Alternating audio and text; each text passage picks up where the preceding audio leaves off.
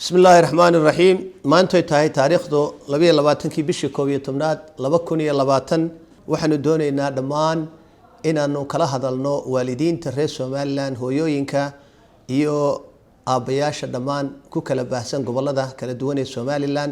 وحنو دوني إنا نو وغور هنو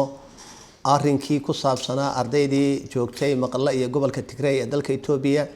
sida dawlad socotiin ba xaaladda dalka Itoobiya mid degan maaha oo dagaal ba ka socda marka maalmihii ugu dambeeyay wiigii ugu dambeeyay ba waxaanu ku jirnay arinta sidii loo ogaan lahaa ardayda iyaga xaalkay ku sugan yihiin waxaan la xiriirnay oo waliba wasiirku nagu hogaaminayay safaaradda Itoobiya ay ku leedahay magaalada Hargeysa caasimadda Soomaaliland haddana waxaanu la xiriirnay safaaradda Soomaaliland ay ku leedahay Addis Ababa informationkii ugu dambeeyayna alxamdulilaahi rabbil caalamiin waxaana loo sheegay ardayda reer Soomaaliland ee gobolka joogay dhamaantood inay bad qabaan waanad ka maqasheen iyadoo la wareysanayo safiirka Soomaaliland u fadhiya Addis Ababa Yusuf Maxamuud Guuleed oo si fiican u balbalaariyay arinta iyada ana si fiican oo qurux badan bay insha Allah taala marka waalidiinta waxaan doonaynaa inaan arinta iyada ah uga warano oo aan u sheegno oo aan qalbigooda waan dareemaynaa dabcan waalidiin baan anagu banahay marka waxa weeyaan waalid ilmihiisu ka maqan yahay naxdinta iyo duruufaha haysata waan dareemayna laakiin waxaan idin sheegaynaa in arintaasi ay si qurux badan ku dhamaatay laanqeyrta casiya iyo intu ay la wareegeen la soo mariyay gobolka Cafarta imikana all the way ee Addis Ababa ku soo socdaan wararka ugu dambeeyay intaasaanu haynaa marka ummadda Soomaaliland guud ahaan iyo waalidiinta aabayaasha iyo hooyooyinkaba waxaanu arinta ugu sheegaynaa in ay qalbigooda arinta galiyaan oo niyada u sheegaan caruurahoodii iyo ardaydii halka kaga maqnaa inay nabad yihiin laguna dadaalayo hadii la yiraahdo markay Addis Ababa soo gaaraan safaaradda iyo wasaaradda arrimaha dibadda ee Soomaaliland iyo waxbarashaduba iyo madaxtooyada qaranka jamhuuriyadda Soomaaliland intuba ardayda sidii dalka loogu soo celin lahaa oo insha Allah taala ay iyagoo nabad dhulkan u yimin lahaayeen arinta labaad ee muhiimka waxa weeyaan hadii ay dhacdo ardaydaasi inay iyagoo nabad qaba ee Soomaaliland ku soo noqdaan sidii ay ilmo niman jaamacada ku jiray marayay sanadkii qaar intooda badan master bay haayeen sanadkii koowaad bay dhameeyeen qaar sanadkii labaad qaar semesterkii saddexaad bay mareen qaar semesterkii afraad siday uga sii dhameystiri lahaayeen dalkoodii hooyay Soomaaliland markaana jaamacadaha dalka anagoo og inay duruufo adag saaran yihiin oo COVID-19 dalka uu ku dhacay jaamacadahana guud ahaan aad iyo aad baan ugu mahad celinaynaa scholarshipkii aan ku qornay badankoodu way wada aqbaleen marka mid baanan aqbalin taan insha Allah taala waxaan rajaynaynaa inay aqbalaan ardaydan kale ee nagu soo socotana hadii Ilaahay yiraahdo guud ahaanba in ay jaamacaduhu diyaar u noqdaan alxamdulilaahi rabbil caalamiin mar labaad iyo mar saddexaad waxaan doonayaa halkan anigoo agaasimiga guud ee tacliinta sare xafiiska wasiirka inaan waalidiinta hooyooyinka iyo aabayaasha dhammaan u sheegno in ardaydoodii ay yihiin safe yihiin oo ay nabadgeliye yihiin insha Allah taala ay iyaga oo nabad qaba Addis Ababa iman doonaan waa wararka ugu dambeeyay helin doono intaasaan ku soo gabagabeynaya imikana waxaan ku wareejinay maanta waxaynu ka hadlaynaa in alxamdulillah rabbil caalamiin ardaydii Soomaaliland u dhalatay ee wax ka baranaysay wadamadan jaarka nahay oo meelaha qaar kood ay xaaladda nabadgeliyo wax iska bedeleen waxa oo muddo ay wasaaraddu ka warwarsanayd iyo wasaaradda arrimaha dibadda iyo madaxda qaranka ilaa halka ugu sareysa ee madaxweynaha hawsha laga wada shaqeynayay sidii ardayda ay u soo samato bixi lahaayeen marka alxamdulillah rabbil caalamiin iyadoo la kaashanayo markii meel wax ka dhacaan ee telefoonada iyo internetka wax walba xidhmaan de warwar gaar ay sii leedahay وحالتي حق النبتقلية بدبادي أرضية هذا كوروري حتى أنا ما لقى له حيرة مركل وايو وأرن هذا كروتي مركل خاركود ورور كاسي وإحنا لا قاعد يشتري إن أنا كوف فكرناه أي مسكحة هذا كوسر على إن أن نستناه ما أعرف قبل هذا كله إن أنا تجناه أي حتى أنا لا قاعد يشتري وأن نستناه قبل هذا كله يوم ما تكتان dalkaas ay wax ka baranayaan ardaydu Itoobiya oo si aad bala halkaas xog badan ka heli lahaydeen inkasta isku mid tahay gobolka ku xigay ka fogay mar hadaan midna laakiin de warwarka iyo cabsida aanu qabnay baa nala ayaa marba nala gelaysa halkaa laakiin alxamdulillahi rabbil caalamiin way ka soo samata baxeen intii badnayd qaarna gobollo kale oo halkaa ku dhowo nabadgelyo abay tageen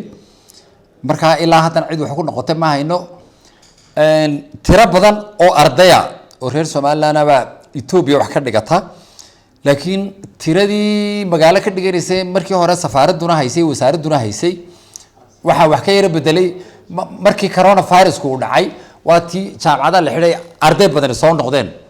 marka ardaydii qaar baa iyagoo wasaaradiina la soo xiriirin safaaradiina la xiriirin jaamacadii dib ugu noqday marka keeba ka tagay keeba wali joogay taa laftigeedu runtii warwar badan bay nagu qaadatay marka muddaan ka shaqeynay hadiya habeen bal laga wada shaqeynayay marka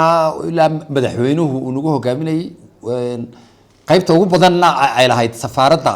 Addis Ababa ku taala iyo agaasinka tacliinta sare ee wasaaradda waxbarashadu marka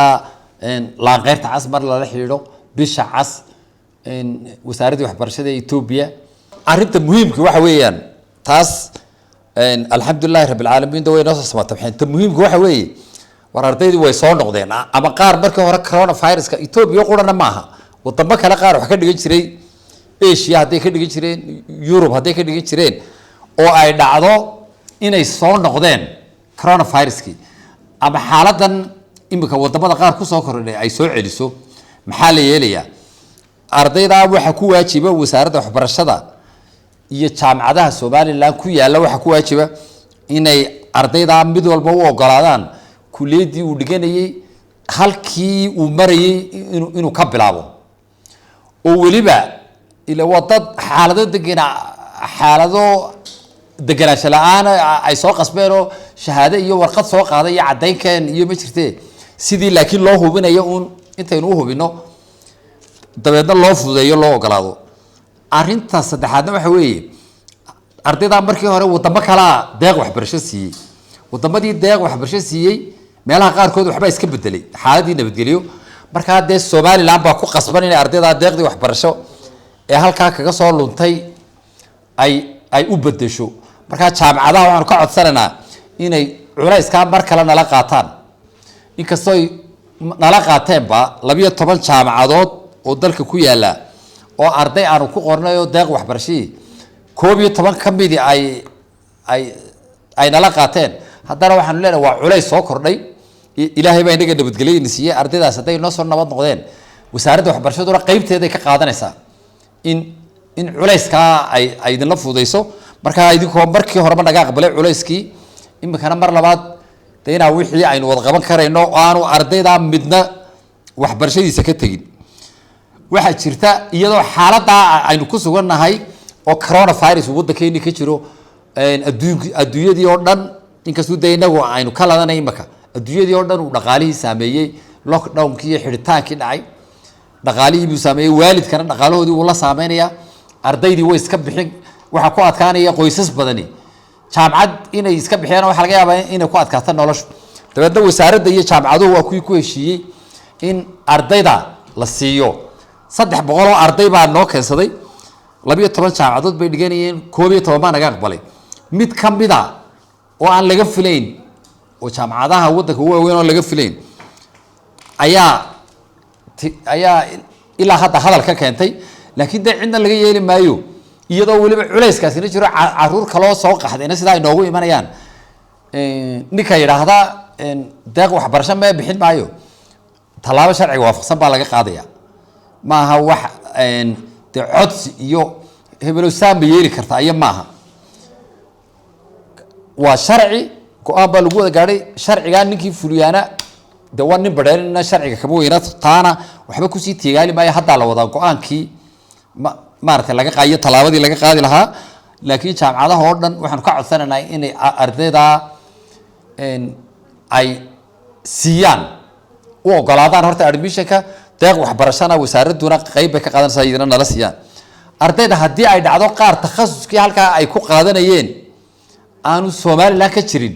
de kaas dib baa looga tashanaya marka ardaydaas wasaaradda ayay iman doontaa waxaan ku soo koobayaa hadalkii waalidiinta ardayda jaacadaha dhigata waxa marar badan waanu sheegnay waxa jirta xarun wicitaanka wasaaradda xogta lagala soo socodsiiyo waxaad soo wici kartaa 966 9 iyo 3 lixaad shirkad kasta oo telefoonna waad ka soo wici kartaa